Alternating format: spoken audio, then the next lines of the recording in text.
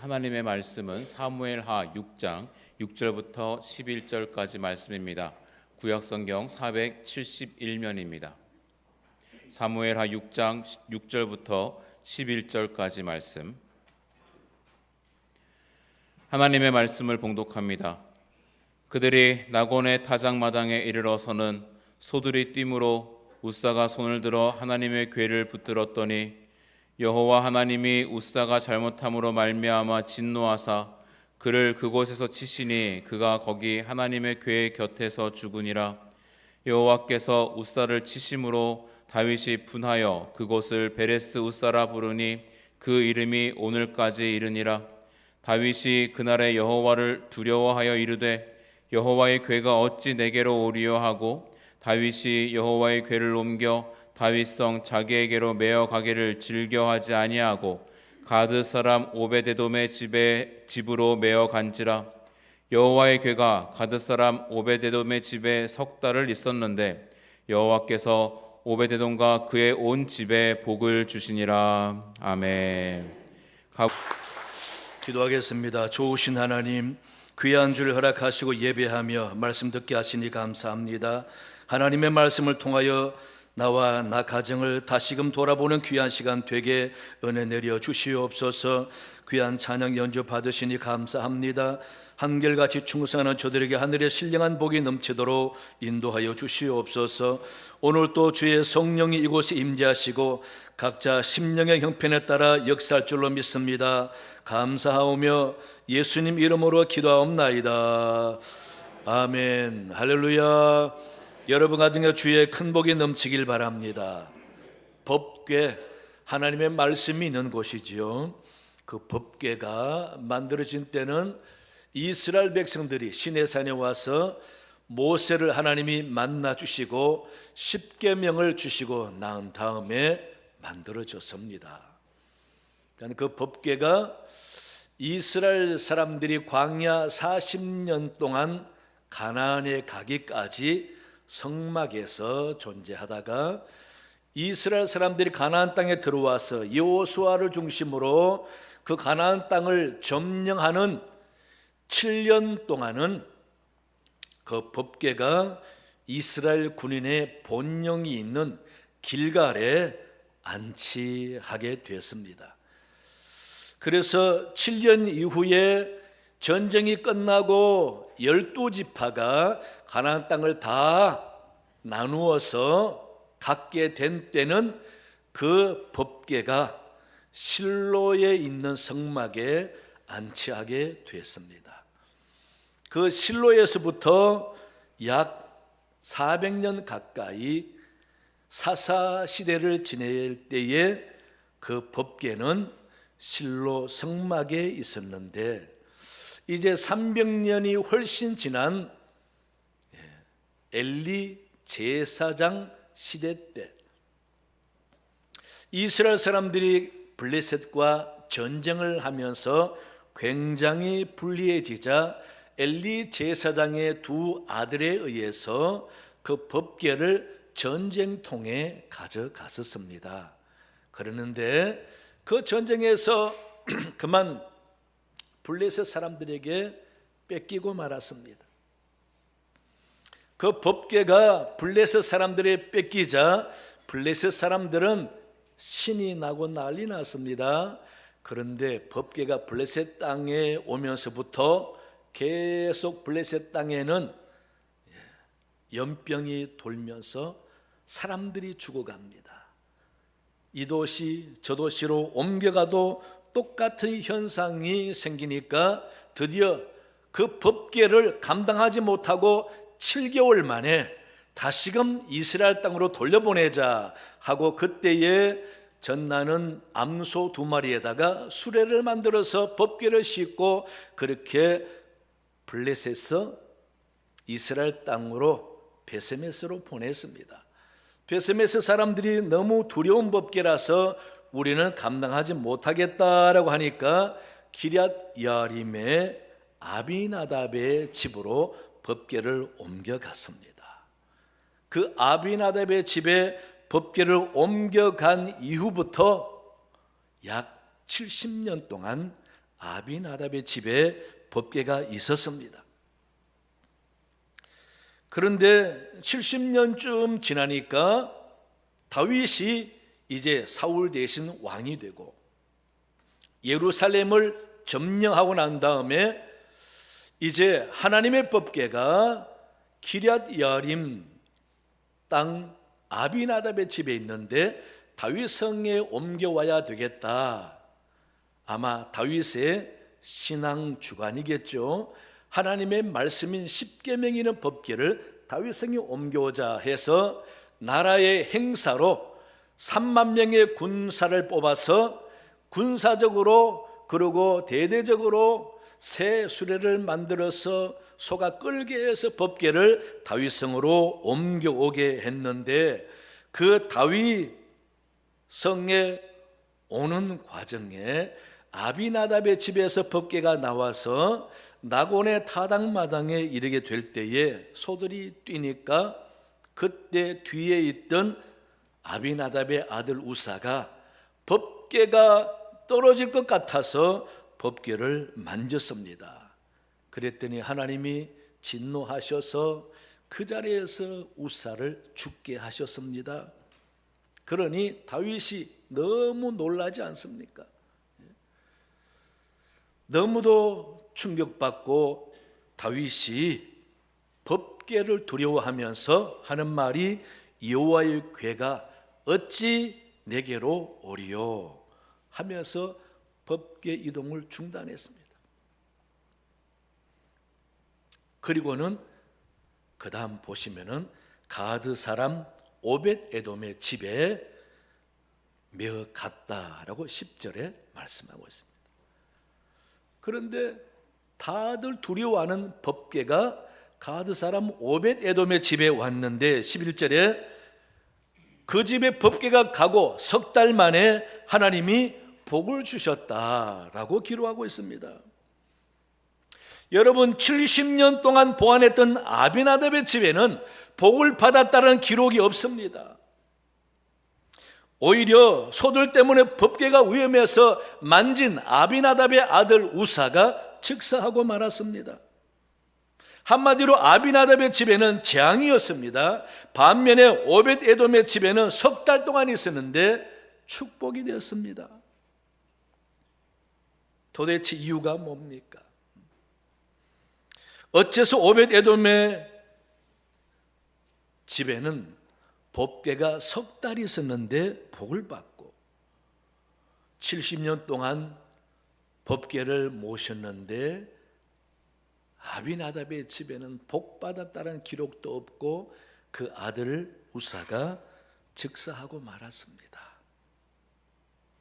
여러분 분명히 오벳 에돔의 집에 석 달이는 법궤 때문에 복을 받았다라고 하는 기록에는 뭔가 있습니다, 여러분. 그래서 여러분 가정도 아비나답의 집이 아니라 오벳 에돔 집처럼 복을 받았으면 좋겠습니다. 오벳 에돔이 석 달을 법궤를 보관했는데 복을 받은 이유가 뭘까? 성경에는 정확하게 나와 있지 않습니다. 하지만 우리가 충분히 짐작해 볼 수 있습니다. 성경적인 정서를 보면서 그 당시 사람들의 신앙적인 사고방식을 보면서 성경을 통해서 우리는 충분히 오벳 에돔이 왜 복을 받았을까 알 수가 있습니다. 오벳 에돔이 왜 석 달을 보관했는데 복을 받았을까? 첫째는요, 하나님을 경외했기 때문입니다. 오벳 에돔처럼 복을 받으려면 첫째 하나님을 경외해야 합니다. 여호와를 경외한다는 말은 뭡니까? 지극히 하나님을 존중하고 두려워하면서 그 말씀에 순복하여 하나님을 잘 섬기는 것, 그겁니다, 여러분. 그건 뭐 다 아는 건데. 하지만 가장 중요한 기본인데 그 기본을 놓치고 있습니다. 하나님이 얼마나 두려운 분인지, 얼마나 귀한 분인지, 얼마나 대단한 분인지 우리는 나도 모르게 대수롭지 않게 생각하고 신앙생활하는 경우가 많습니다. 성경에는 여호와를 경외하란 말이 참 많습니다. 시편에서 잠언에서만 봐도 시편 34편에 너희 성도들아 여호와를 경외하라. 그를 경외하는 자에게는 부족함이 없도다. 118편에 여호와를 경외하는 자는 이같이 복을 받으리로다. 2편에 여호와를 경외함으로 섬기고 떨며 즐거워할지어다. 잠언 19장에도 여호와를 경외하는 것은 사람으로 생명이 이르게 하는 것이라. 경외하는 자는 족하게 지내고 재앙을 당하지 아니하리니. 128편에 여호와를 경외하며 거기를 걷는 자마다 복이 있도다. 115편에 여호와를 경외하는 자들아 너는 여호와를 의지하여라. 잠언 14장에 정직하게 행하는 자는 여호와를 경외하여도 패역하게 행하는 자는 여호와를 경멸하느니라.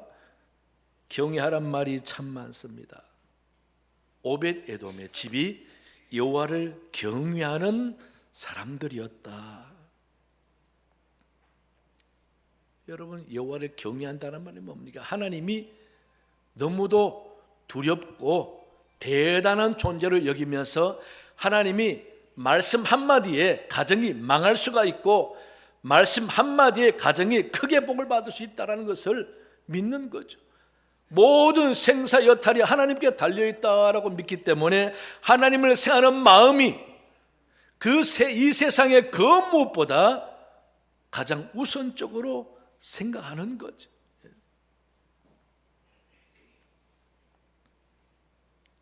그래서 이 오벳 에돔은 자기 집에 법궤를 모셔왔는데 하나님을 경외하는 이 오벳 에돔이 왜 자기 집에 법궤를 모셨을까? 그게 자이든 타이든 오벳 에돔의 집에 법궤를 모셨다라는 그 당시의 분위기, 상황을 볼 때에 이건 결코 우연이 아닙니다, 여러분. 갑자기 수레에 싣고 법궤 옮기는데 그 법궤가 넘어질까봐 만진 우사가 죽었어요, 그 자리에서. 그러니 사람들이 누가 자기 집에 법궤를 모시려고 하겠습니까? 갑자기 두려움이 엄습해오고 다들 놀라잖아요. 함부로 했다 큰일 나겠다. 70년 동안 모신 아비나답의 집이 법궤가 재앙이 되어서 아들이 죽었어요. 그럼 누가 갑자기 자기 집에 모시려고 하겠습니까? 다들 두려워서 어찌할 바를 모르는데, 그런데 오벳에돔의 집으로 법궤가 갑니다. 이것은 결코 우연이 아니다라는 겁니다. 우리가 섬기는 하나님은 우연히 복을 주는 분이 아닙니다, 여러분. 분명히 하나님은 살펴보십니다. 오랫동안 살펴보시고 그 중심을 보시고 시험해 보시는 분입니다. 그러니 쉽게 그리고 갑자기 또는 기분파로 이랬다 저랬다 하시는 하나님이 아니라는 겁니다.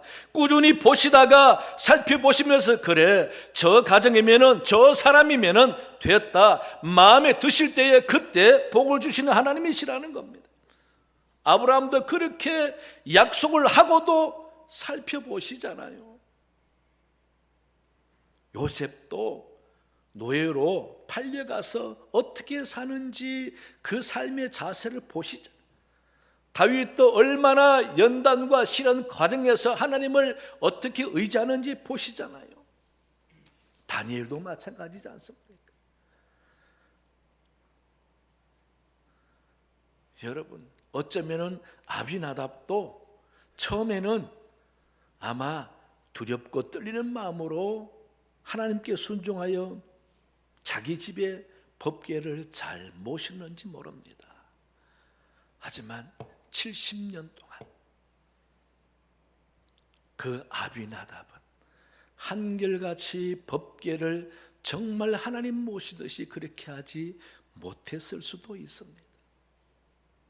아니면 그전부터 하나님의 썩 마음에 들지 않았지만은 법궤를 모시면은 얼마나 달라질까 기대도 해 보신지도 모릅니다. 70년이 적은 숫자가 아니잖아요. 사울 왕은 20년도 안 돼서 교만해지고 불순종해서 하나님 앞에 버림받았습니다. 그런데 오벳 에돔의 집을 하나님이 꾸준히 보아오신 것입니다. 오벳 에돔, 참 저 가정이 하나님을 정말 두려워하고 경외하는 마음으로 하나님을 잘 섬기는 가정이다. 여러분, 이 말은 오벳 에돔은 늘 하나님을 잘 섬기는 모습이 하나님도 사람도 인정할 만하다라는 것입니다. 여러분 생각해 보세요. 그 당시 법궤로 인해서 우사가 죽은 상황을 상상해 보시면은 사람들이 다 두려워하고 법궤를 함부로 못 하는데, 그런데 어떻게 오벳 에돔의 집에다가 옮깁니까?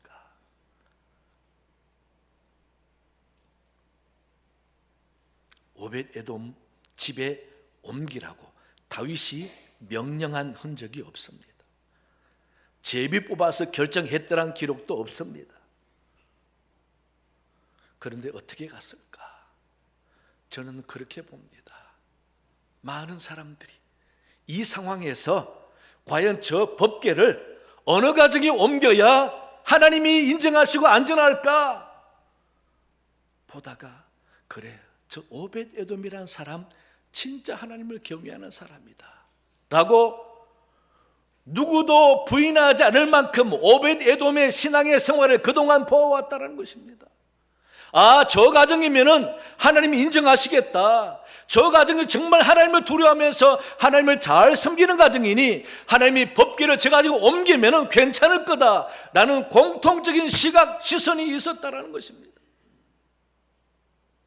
오벳 에돔이 우리 가정에 무엇이 있습니다 했든지, 누가 저 법궤를 두렵지만은 오벳 에돔의 집에 옮깁시다라고 했든지, 누구도 부인하지 않을 만큼 오벳 에돔의 가정 하나님을 잘 섬겼다라는 것입니다. 경외하는 삶을 살았다는 것입니다. 신앙생활을 얼마나 잘하나 못하냐 우리가 다 보면은 보입니다. 왜? 태도에서, 말에서 나타납니다. 교회를 어떻게 생각하는지, 예배를 어떻게 생각하는지, 기도를 어떻게 생각하는지 보면은 압니다, 여러분. 사람이 볼 때에 인정할 만한 가정이면은 우리 하나님도 인정하시는 것이죠. 여러분, 여기서 굉장히 중요합니다. 지금 당장 법궤를 다윗 성읍으로 옮길 수 없으니 어느 곳에 둘까? 임시로 움막을 지어서 옮깁니까? 아닙니다. 누구 집에 가서 옮겨야 하는데, 그런데 오벳 에돔의 집에 갑니다. 오벳 에돔의 집에 매어 간지라, 이거 외에 기록이 없습니다. 그러니 모두가 인정할 만한 집, 하나님을 정말 잘 섬기는 집, 여호와 하나님을 경외하면서 하나님이 진노하시지 않을 만한 집, 그게 오벳 에돔의 집이었던 것입니다. 여러분, 신앙생활을 그렇게 해야 됩니다. 가장 중요한 기본이 하나님을 어떻게 생각하는가, 하나님을 어떻게 생각하는가. 우리는 자칫 생각도 없이 의식도 없이 나도 모르게 하나님을 경멸할 수가 있습니다. 나도 모르게 경멸하지만 하나님은 안 좋아하십니다. 왜? 여호와 하나님을 어떻게 대하는가, 하나님은 그 중심을 보시기 때문에 그렇습니다. 한 번 아니면 1년 아니면은 몇 년 반짝 하나님을 두려워하고 잘 섬긴다고 하나님이 갑자기 복을 주는 게 아닙니다. 꾸준히 한결같이 그 마음에 여호와 하나님을 어떻게 생각하며 신앙생활을 하는가, 여러분 잘 생각해 보시기 바랍니다. 정성과 마음과 의지와 뜻이 있는 것만큼 하나님은 반드시 그런 사람, 그런 가정에 복을 주게 되어 있습니다. 오늘 오벳 에돔 여러분 정말 하나님을 경외하며 잘 섬겼던 가정이기 때문에 사람들이 아무도 부담 없이 오벳 에돔의 집에 그 법궤를 옮겨가게 한 것입니다. 오벳 에돔처럼 하나님을 진정 경외하며 하나님의 살아계심을 믿고 사는 여러분 되시기 바랍니다. 둘째는 하나님을 사랑해야 됩니다. 하나님을 사랑하며 하나님을 위해서 하는 것도 아깝지도 않고 두렵지도 않습니다. 왜 우리가 하나님을 사랑해야 됩니까? 하나님이 먼저 우리를 엄청 사랑하시기 때문에 그렇습니다. 아까울 것이 없을 만큼 우리를 사랑하시잖아요. 어찌 독생자 예수 하나님을 이 땅에 사람으로 보내서 우리 위해서 죽게 합니까? 엄청난 희생이죠. 자기 희생인 것입니다. 하나님의 속성을 두 가지로 말하라 라고 하면은 첫째 사랑이요, 둘째는 공의입니다. 그러면 하나님의 속성을 한 가지로 말하라고 하면은 사랑이잖아요. 그래서 하나님은 사랑이시라. 그런즉 믿음, 소망, 사랑 이 세 가지는 항상 있을 것인데 그 중에 제일은 사랑이라. 하나님의 사랑이시니 우리가 그 사랑에 힘을 얻고 또 이웃을 사랑할 수 있는 성도. 그런데 진정한 사랑은 아까운 것도 두려운 것도 없습니다. 사랑하면 다 죽어도 더 줄 게 없나 생각합니다. 사랑하면은 대신 죽을 마음도 생기는 것입니다. 그래서 순교가 가장 아름다운 것은 하나님께 내 신앙을 지키려고 하나님의 그 큰 사랑 배신하지 않으려고 목숨까지도 내어놓는 결단이 바로 하나님을 사랑하기 때문에. 그래서 진짜 사랑하는 사람은 아까운 것도 두려움도 없습니다. 무서운 것도 없습니다. 사랑하면은 그 어떤 것도 두렵지 않고 목숨 내어놓을 수 있는 것입니다. 그래서 요한일서 4장 18절에는 사랑 안에 두려움이 없고 온전한 사랑이 두려움을 내어 쫓나니. 여러분 오벳 에돔 보세요. 사람들이 다 두려워합니다. 감히 자기 집에 법궤를 드릴 생각을 못합니다. 하지만 오벳 에돔은 거부했단 말 없어요. 그냥 오벳 에돔의 집에 갔어요. 오벳 에돔이 평소 하나님을 진정 사랑하니 저 하나님과 같은 법궤를 비록 우리 집에서 무슨 일이 생겨도 모셨으면 좋겠다. 자식이, 가족이 죽는 날이 있어도 저 법궤를 다른 곳에 방치하지 말고 우리 집에서 정성껏 모셨으면 좋겠다라는 마음이 생기는 겁니다. 하나님을 사랑하면은 위험도 어려움도 손해도 다 감수할 수 있는 것이죠. 여러분 진정 사랑하기 때문에 얼마나 손해봐 봤습니까? 얼마나 가슴 아파 봤습니까?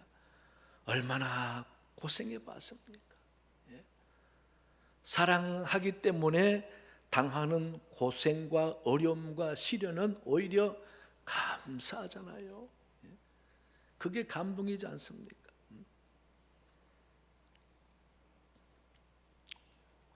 그래서 이 오벳 에돔은 자기 집에 법궤를 모셔오는 것이 두려움이 아니라 하나님을 사랑하는 간절한 마음의 표현이라는 것입니다. 어떤 손에 어려움이 있어도 저 법궤는 다른 곳이 아니라 방치할 것이 아니라 우리 집에 정성껏 모셔야 되겠다. 그래서 단 한 줄 오벳 에돔의 집으로 메어 간지라.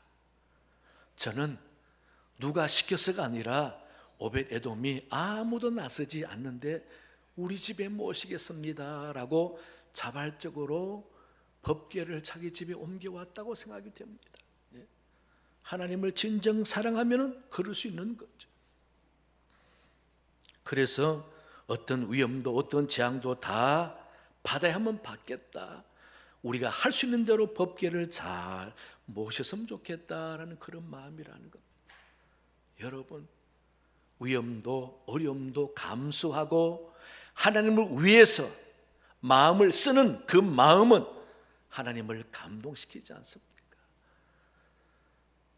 여러분, 하나님의 말씀, 하나님의 은혜, 하나님의 축복 귀하게 여긴다면은 정말 하나님을 사랑할 수밖에 없잖아요. 하나님을 사랑하는 사람은 하나님을 위해서 하는 것은 아깝지가 않고 오히려 언제나 즐겁고 감사하고 기쁩니다. 여러분, 하나님을 사랑한다라는 증거가, 표시가 내 안에서 어떻게 찾을 수 있을까요? 갑자기 몇 억을 헌금한다고 하나님을 사랑한다고 표현할 수 있을까요? 아니에요. 하나님을 사랑하는지 안 하는지는 여러분이 하나님을 얼마나 기뻐하고 있는가 기뻐하지 않고 있는가에서 찾을 수 있습니다. 하나님이 얼마나 기쁜가 좋은가, 하나님이 때로는 부담스럽습니까? 때로는 거북스럽습니까? 언제나 하나님이 기뻐야 되는 거지요. 그래야 진짜 하나님을 사랑하는 사람입니다. 그래서 하나님과 연관되어 있는 것들은 다 좋아야 되는 거예요.